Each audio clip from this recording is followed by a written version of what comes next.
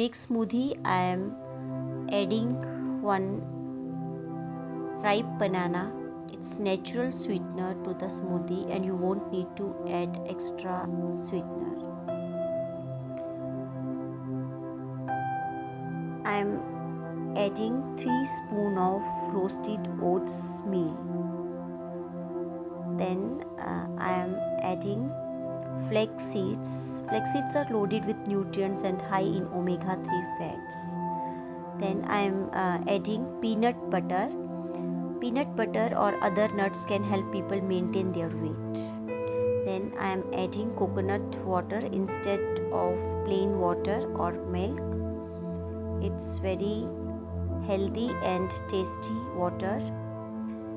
Then I am going to blend in high speed.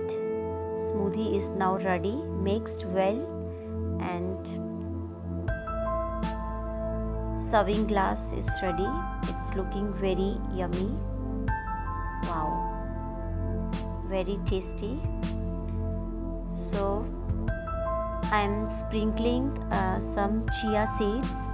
Chia seeds are loaded with antioxidants, fiber, protein and fatty acids.